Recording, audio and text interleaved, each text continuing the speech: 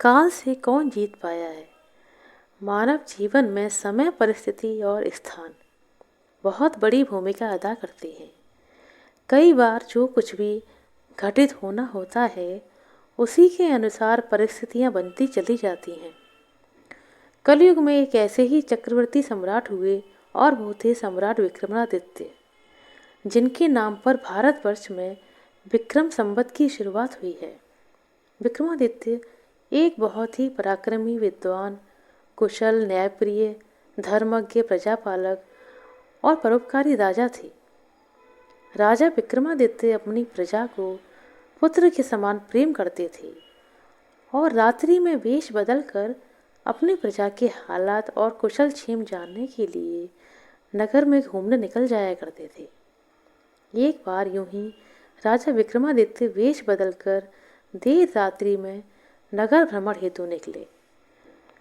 भ्रमण करते करते अमृत वेला का समय हो गया। भोर के इस समय राजा विक्रमादित्य नगर की परिक्रमा वाले मार्ग से गुजर रहे थे। मार्ग की दूसरी ओर घना जंगल शुरू हो जाता था। अचानक राजा ने देखा कि एक नौजवान लकड़हारा कंधे पर कुल्हाड़ी लिए जंगल में प्रवेश कर गया और लकड़ियां काटने के लिए एक ऊंचे वृक्ष पर चढ़ गया। तत्काल ही राजा विक्रमादित्य ने देखा कि एक भयानक रीछ दौड़कर आया और उसी वृक्ष पर चढ़ने लगा जिस पर वह नौजवान लकड़हारा लकड़ी काट रहा था। रीछ को वृक्ष पर चढ़ते देखकर राजा को बहुत आश्चर्य हुआ, क्योंकि रीछ तो पेड़ पर कभी नहीं चढ़ सकता। उस नौजवान लकड़हारे ने जब उस रीछ को अपनी ओर आते हुए देखा तो उसके हाथ पांव फूल गए। भय के कारण उसके हाथ से पेड़ की टहनी छूट गई और पृथ्वी पर गिरकर उस नौजवान के प्राण पखेरु उड़ गए। तब रीछ वृक्ष से नीचे उतरा और राजा को देखते ही देखते उसने एक सुंदर लड़की का रूप धारण कर लिया और जंगल के निकट स्थित एक कुएं की मुडेर पर जाकर बैठ गई। राजा दूर खड़े हुए कौतूहल से यह सब देख रहे थे और सोच रहे थे कि वह लड़की बना हुआ रीछ अब क्या करेगा। थोड़ी ही देर में राजा के दो सिपाही जो रात्रि में गश्त पर थे उधर से आ निकले और इत्तेफाक से दोनों सिपाही आपस में सगे भाई थे। छोटे भाई की नज़र जब कुएं की मुडेर पर बैठी उस रीछ रूपी सुंदर कन्या पर पड़ी तो वह बड़े भाई से बोला, देख भाई, कितनी सुंदर लड़की बैठी है, मेरा मन कर रहा है मैं इससे विवाह कर लूं। बड़ा भाई बोला कि मेरे होते हुए पहले छोटा भाई विवाह कैसे कर सकता है। बड़ा होने के नाते पहले मेरी जिम्मेदारी है कि मैं विवाह करूं, इसलिए इस लड़की से विवाह तो मैं ही करूंगा। तब छोटा भाई बोला, पहले मैंने इसको देखा है इसलिए इससे विवाह तो मैं ही करूंगा। तब बड़ा भाई बोला कि हम तो व्यर्थ में झगड़ रहे हैं, क्यों ना हम इस लड़की से ही पूछ लें। यह हम दोनों में से जिसे पसंद करेगी वो ही इससे विवाह कर लेगा। इस प्रकार आपस में निर्णय करके दोनों भाई उस लड़की के पास गए। बड़े भाई ने उस लड़की से प्रश्न किया, हे सुंदरी, आप कौन हैं और यहाँ क्या कर रही हैं। वह लड़की बोली, मैं पास के ही गांव में रहती हूँ और अपने पति की तलाश में निकली हूँ। छोटा भाई बोला, तुम्हारा पति कहाँ है? तुम चाहो तो उसे ढूंढने में हम दोनों तुम्हारी मदद कर सकते हैं। तब वह लड़की बोली, अभी तो मैं कुंवारी हूँ और किसी योग्य वर की तलाश में निकली हूँ। तब छोटा भाई बोला, हम दोनों भाई अभी कुंवारे हैं, यदि तुम चाहो तो हम में से किसी एक से विवाह कर सकती हो। लड़की बोली, मैं तुम दोनों में से एक से विवाह कर लूँगी, परंतु मेरी एक शर्त है। दोनों भाई बोले, क्या शर्त है तुम्हारी? लड़की बोली, तुम दोनों में से जो भी अधिक बहादुर होगा मैं उसी से विवाह करूँगी।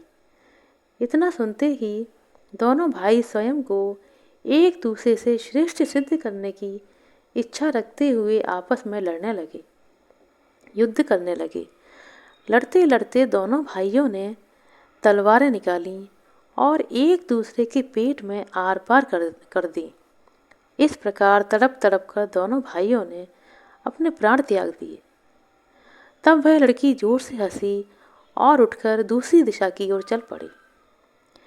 यह लड़की अब क्या करेगी, किसे चलेगी, ऐसा सोचते हुए राजा विक्रमादित्य भी थोड़ी थोड़ी दूरी रखते हुए उस लड़की के पीछे पीछे चलने लगे। अब तक सूर्य भगवान पूर्ण रूप से उदय हो चुके थे, परंतु सम्राट विक्रमादित्य एक रीछ के वृक्ष पर चढ़ने और फिर एक सुंदर लड़की का रूप बदलने की विचित्र घटना अपनी आंखों से देखकर अपनी सुध बुध खो बैठे थे। उन्हें अपनी भूख, प्यास, राजपाट, किसी भी चीज का कुछ भी ध्यान न रहा। ध्यान रहा तो केवल उस रहस्यमय सुंदर लड़की के विषय में जानने की जिज्ञासा। अतः उस सुंदर लड़की का सावधानी पूर्वक दूरी बनाकर पीछा करते करते लगभग 200 कदम आगे चलने के बाद राजा के आश्चर्य की सीमा ना रही, क्योंकि राजा विक्रमादित्य के देखते ही देखते एकाएक वह सुंदर लड़की अब लड़की नहीं रही थी, अपितु एक जहरीले नाग का रूप धारण कर चुकी थी। वह जहरीला नाग अब बड़ी तेजी से आगे बढ़ने लगा। कुछ दूर आगे चलकर एक नदी बह रही थी। वह भयानक जहरीला नाग नदी किनारे पहुंचकर कुछ क्षण के लिए रुका और राजा के देखते ही देखते नदी में कूद गया। नदी के बीचों बीच एक नाव चल रही थी जिसमें 20-25 लोग सवार थे। वह जहरीला नाग उस नाव की तरफ बढ़ने लगा। सम्राट विक्रमादित्य किनारे पर खड़े यह सब कुछ देख रहे थे। देखते ही देखते वह जहरीला नाग उस नाव में कूद गया। नाग पर नजर पड़ते ही नाव में भगदड़ मच गई और अपनी जान बचाने के लिए लोग नाव से पानी में कूद पड़े। उनमें से जो लोग तैरना जानते थे वे तो तैरकर नदी के बाहर निकल आए, और जो तैरना नहीं जानते थे वह सभी लोग नदी के पानी में डूबकर मर गए। थोड़ी देर बाद वह नाग नदी में से बाहर निकला और नदी के किनारे किनारे आगे बढ़ने लगा। सम्राट विक्रमादित्य उसके पीछे पीछे चल रहे थे। कुछ दूर जाकर राजा विक्रमादित्य को एक बार फिर आश्चर्यचकित होना पड़ा, क्योंकि उस नाग ने एक बार फिर अपना रूप बदला। अब वह एक वृद्ध ब्राह्मण के रूप में आ गया। राजा विक्रमादित्य ने सोचा कि इस रहस्यमय प्राणी के विषय में जानकारी लेने का अब उचित अवसर है, क्योंकि इस समय वह एक वृद्ध ब्राह्मण के रूप में है। अब मैं इसके बारे में सुगमतापूर्वक जान सकता हूँ। यह सोचकर राजा विक्रमादित्य शीघ्रता से उस रहस्यमय ब्राह्मण की ओर बढ़ने लगे। राजा विक्रमादित्य तो उस रहस्यमय का बहुत देर से पीछा कर रहे थे। अब राजा विक्रमादित्य तेज कदमों से चलते चलते उस वृद्ध ब्राह्मण के सम्मुख पहुंच गए और उससे हाथ जोड़कर प्रणाम किया। वृद्ध ब्राह्मण ने भी हाथ उठाकर राजा का अभिवादन स्वीकार कर लिया और आशीर्वाद दिया। तब राजा विक्रमादित्य ने उस ब्राह्मण से प्रश्न किया, आप कौन हैं? वह बोला, तुम्हें दिखाई नहीं देता, मैं ब्राह्मण हूँ। राजा बोला, आप झूठ बोल रहे हैं, आप ब्राह्मण तो नहीं हैं। ब्राह्मण बोला, तो फिर तुम ही बता दो मैं कौन हूँ। राजा बोला, तुम वो नहीं हो जो नजर आ रहे हो। वह बोला, मैं जो भी कुछ हूँ तुम्हें इससे क्या मतलब, तुम्हें क्या लेना देना, तुम अपने काम से काम रखो और अपना रास्ता नापो। राजा बोला, मैं सच्चाई जाने बिना आपका पीछा नहीं छोड़ूंगा और आपको मुझे सच्चाई बतानी ही पड़ेगी। वह बोला, मैंने तुम्हें बताया कि मैं एक ब्राह्मण हूँ। राजा बोला, आप मुझसे झूठ नहीं बोल सकते। मैं आपका तब से पीछा कर रहा हूँ जब आप रीछ बनकर वृक्ष पर चढ़ रहे थे। उस समय आपने उस नौजवान लकड़हारे को मार दिया। फिर आप एक सुंदर लड़की बने और उन दोनों सिपाही भाइयों को एक दूसरे के हाथों से ही मरवा दिया। फिर आपने एक जहरीले नाग का रूप धारण करके नदी में छलांग लगाई और नदी के बीच में नाव में घुस गए, और तुम्हारी दहशत के कारण नाव में सवार यात्रियों में भगदड़ मच गई और आधे यात्री मारे गए। अब आपने वृद्ध ब्राह्मण का रूप धारण किया है। अब सीधी तरीके से सच सच बता दो कि आप कौन हो। ब्राह्मण बना वह रहस्यमय व्यक्ति बोला, यदि मैं ना बताऊं तो तुम क्या करोगे? यह सुनकर राजा ने अपनी तलवार निकाल ली और बोले, तो फिर मरने के लिए तैयार हो जाओ। तुम जानते नहीं यह राजा विक्रमादित्य की नगरी है और मैं राजा का वफादार नौकर हूँ। इस धर्मात्मा राजा की नगरी में इतने लोगों की जान लेकर तुम जीवित बचकर नहीं जा सकते। अब मरने से पहले मुझे जल्दी से ये बताओ कि तुम कौन हो।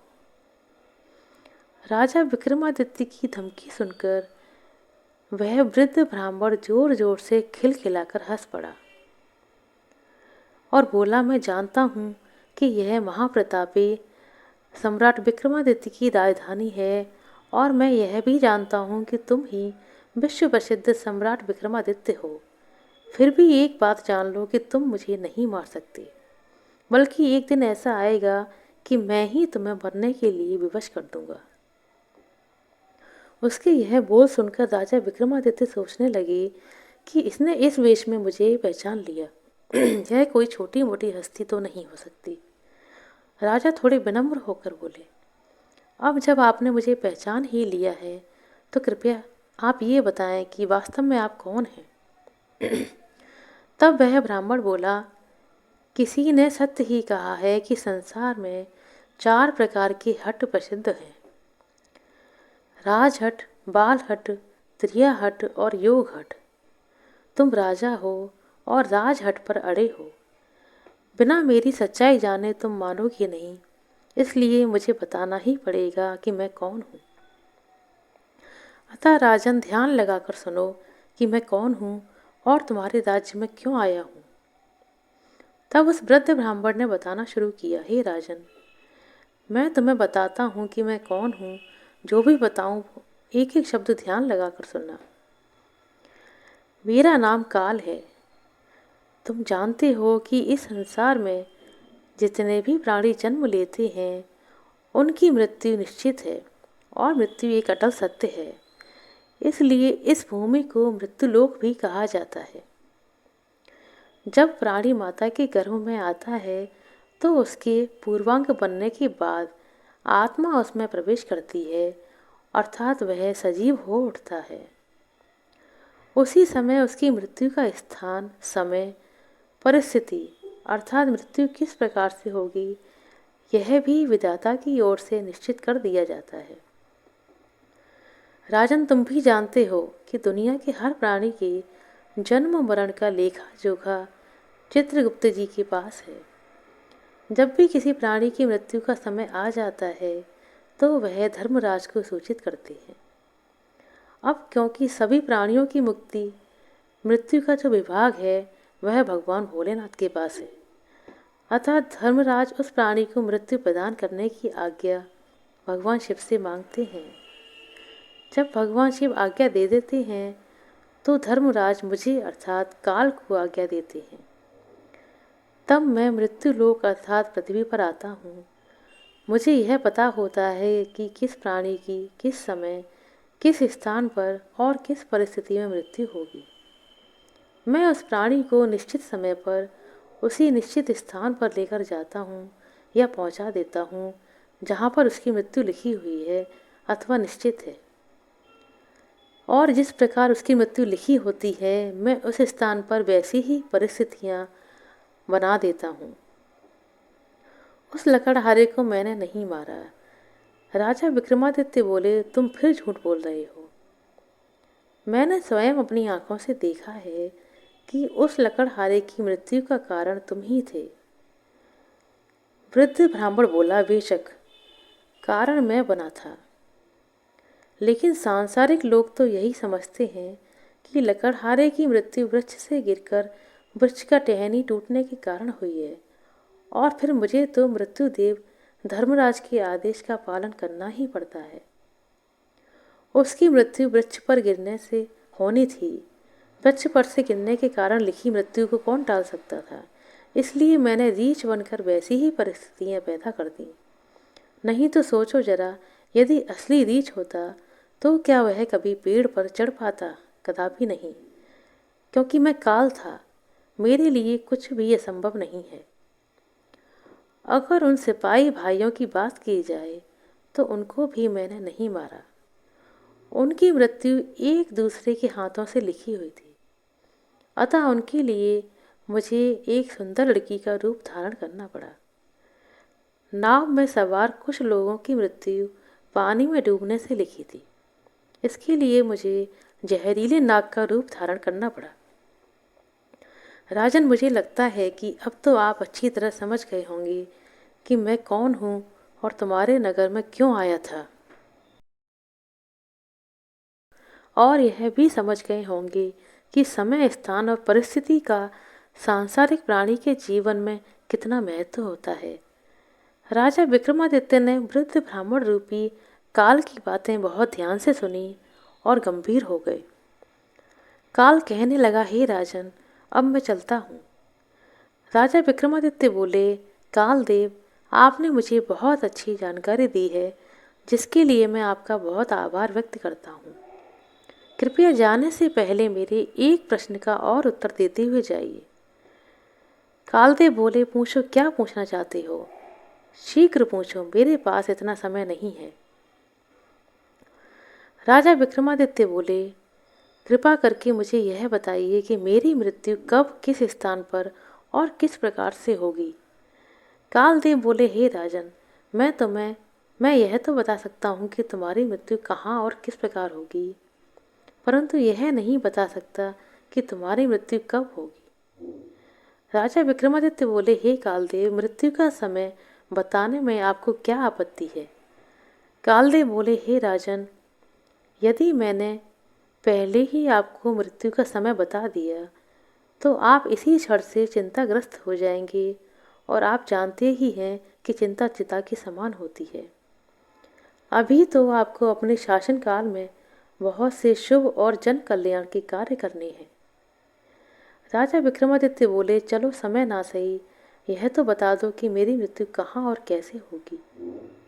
कालदेव बोले, सुनो राजन, तुम्हारी मृत्यु तुम्हारे ही महल में सीढ़ियों पर पांव फिसलकर गिरने के कारण होगी।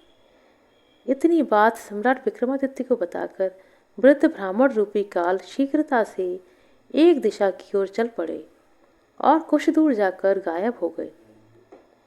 इस वक्त भगवान सूर्य भी अस्त हो चुके थे। चारों तरफ अंधकार छा गया। राजा विक्रमादित्य अब तक शारीरिक और मानसिक रूप से थक चुके थे, अतः मन में गहन विचार लिए हुए तेज कदमों से अपने महल की ओर चले गए, और आगे चलकर सचमुच ऐसा ही हुआ। राजा विक्रमादित्य की मृत्यु अपने महल की